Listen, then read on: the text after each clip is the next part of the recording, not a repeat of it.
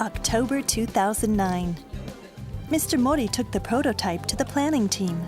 They wanted to get their feedback about possibilities of commercialization. They first showed it to Mr. Shimada, the person in charge of developing products for the Japanese market. It was a completely different design. The prototype really recreated the shape of the filament.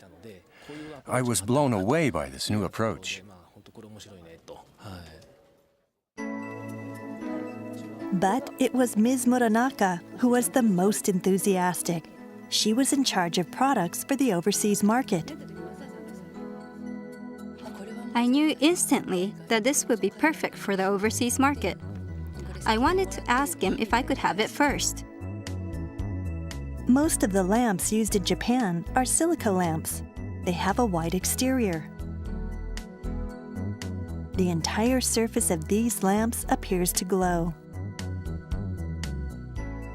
Another type are ones with transparent glass bulbs, known as clear light bulbs. The beautiful glow is magnified when reflected off objects. Approximately 80% of light bulbs used in Europe are clear. Ms. Muranaka believed that this unique glow had excellent business potential. It was clear, so I knew it would do well in Europe. I was very sure of its potential. We must promote both performance and design. I think so too. This is how the development of the LED clear light bulb began. What they wanted to achieve was an LED that looked exactly like an incandescent light bulb. So, like incandescence with a filament in the center, the LED bulb also had to glow in the center. But Incandescent light bulbs can discharge heat as infrared rays, but LEDs accumulate heat within. So we had to think about how we can help it release the heat. the heat must be discharged. But what makes this difficult is the clear glass bulb. It is completely transparent.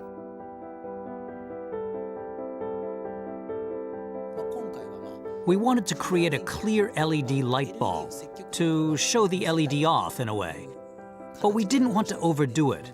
And we also wanted to make sure that the heat is properly discharged. We needed to strike an optimal balance between the two to overcome these obstacles.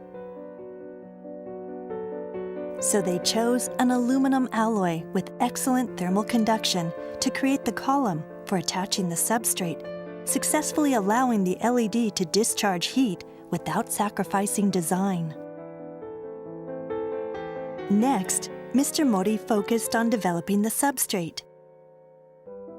The substrate they created was clear. The LED emits light from this yellow portion.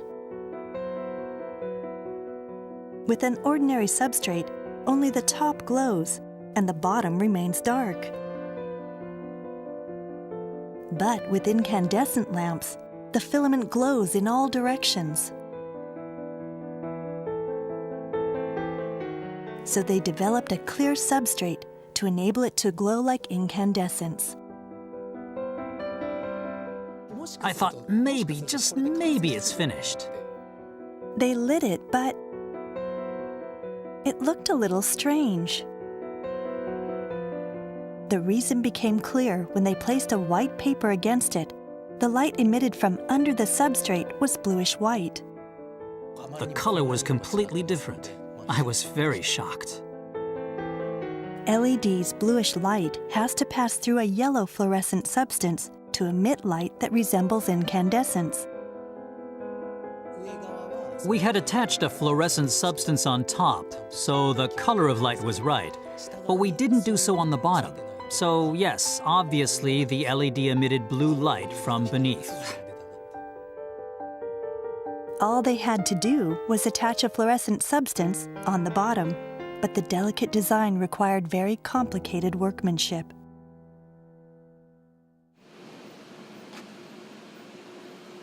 The team had hit a dead end. They knew what needed to be done, but they just couldn't figure out how to do it.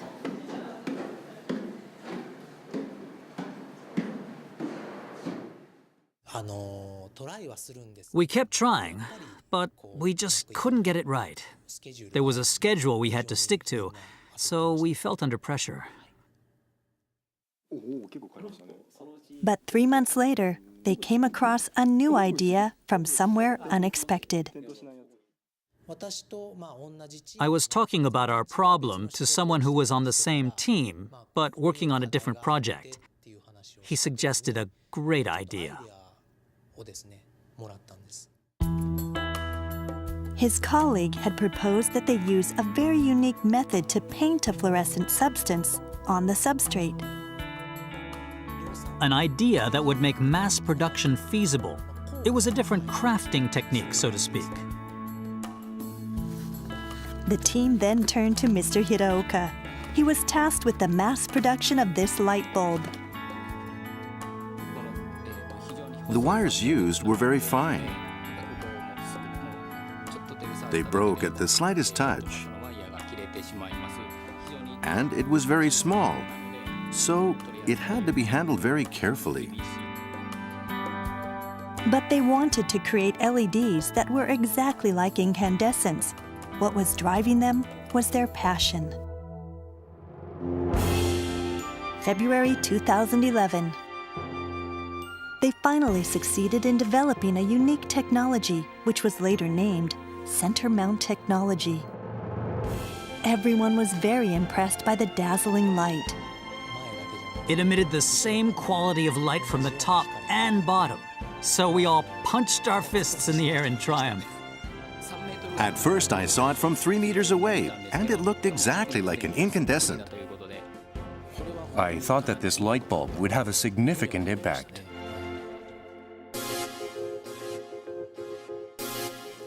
Around the same time, Ms. Muranaka, the person in charge of planning products for the overseas market, frequently visited the lab.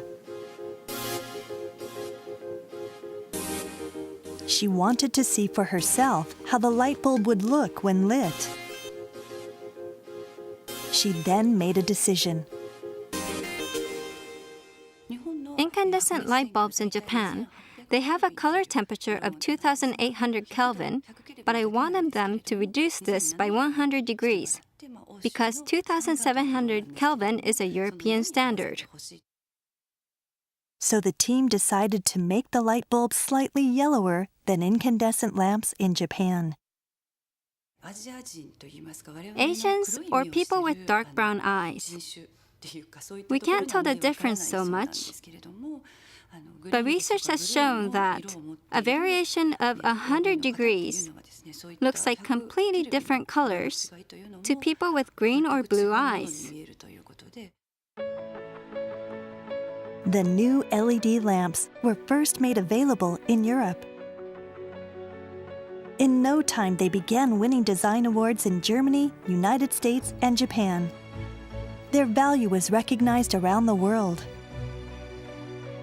The lamps had great potential in Europe, a market where people cherish the nostalgic glow of clear incandescent light bulbs. This LED nostalgic clear is really modern and classic at the same time. So this is the first time, and probably this can be very much appreciated by consumers. The moment when these LED lamps would light the world was near.